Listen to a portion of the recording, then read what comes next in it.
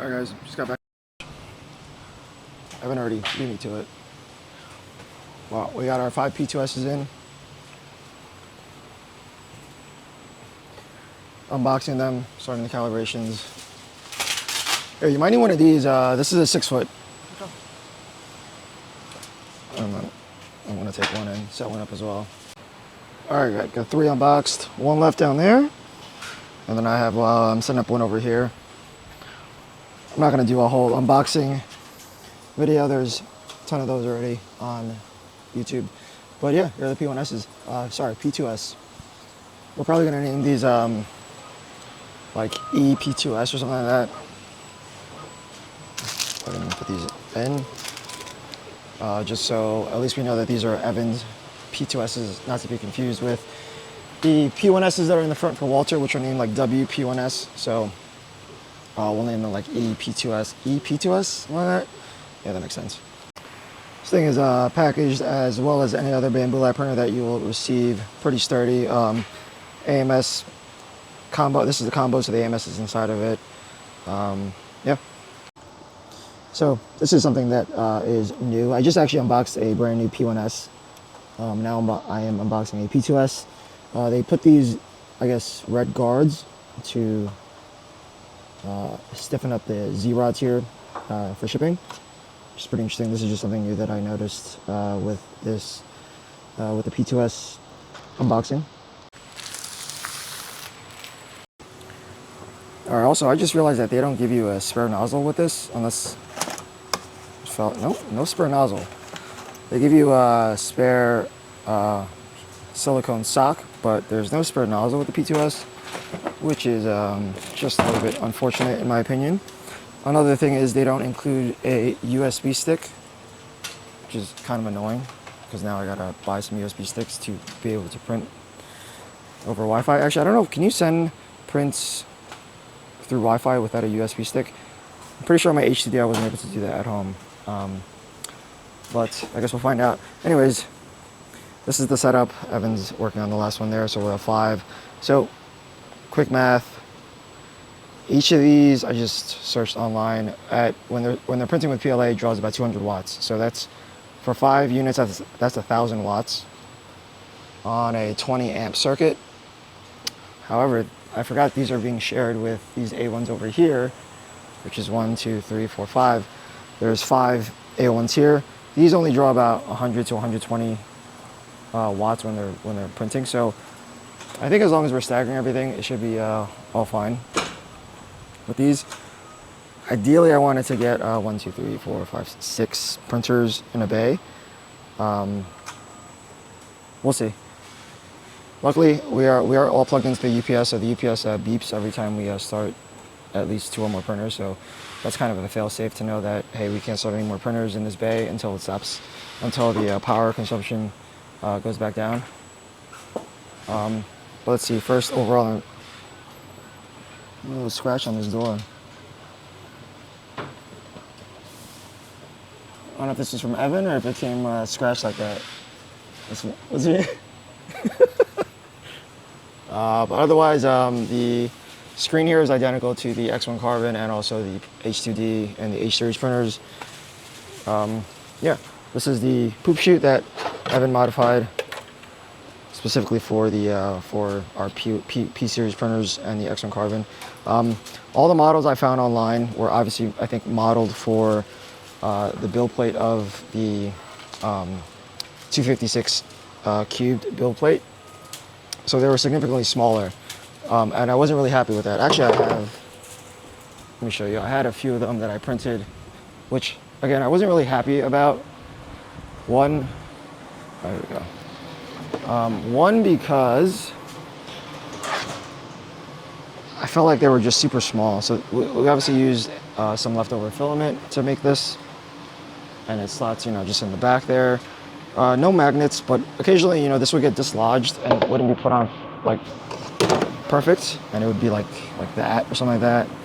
And when we would do multicolor printing, it would cause backups in the purge tower, as many of you probably are aware. So look how like it doesn't even come out that far. It doesn't really hold that much poop. So we're transitioning a lot of these over to where we're only doing single color prints so that there's not a lot of poop.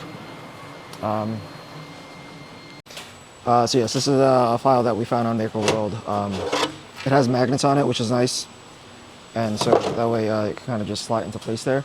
And it's super deep. It goes, what is this, almost 2/3 of the way down. And so it just allows us to, this one actually I stopped like 20 minutes prematurely, so this actually goes up a little bit higher, but I was printing these at home and I wanted to just get this done, so I stopped the print. I think it should be fine.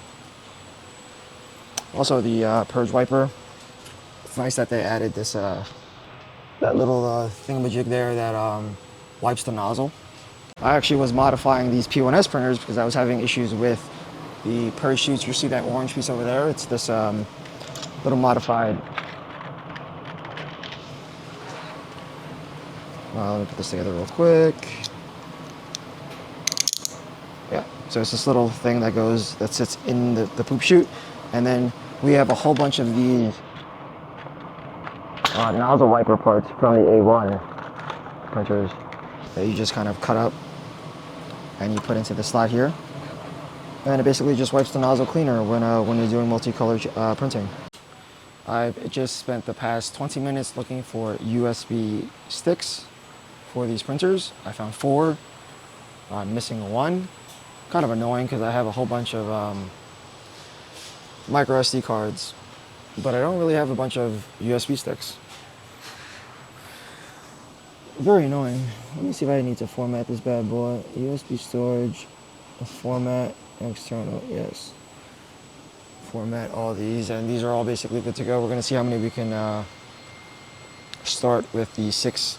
I only have 5 A1 printers behind here actually, so we should be able to power all these on. All right, so we have most of the printers up and running. Look at this. Instead of me actually just writing on these, I printed them out on a Word document onto these labels for a more professional look. There it is, number 1.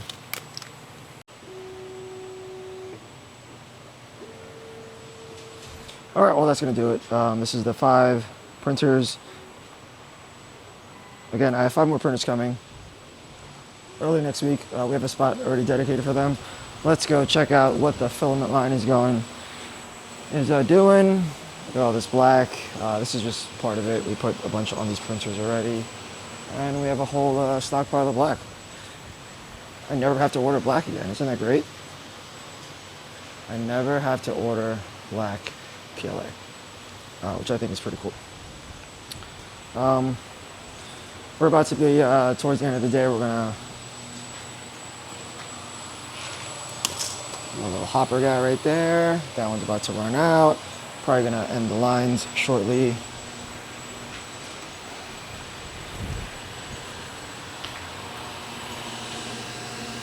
Also, this is supposed to be on my little sponge that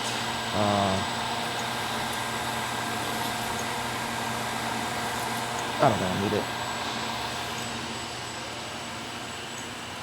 Yeah, the line is a-going. All right, guys, that's all. It's always nice to get some new equipment, new machines. Everything is smells nice, looks nice. Can't wait for this to accumulate some dust and debris.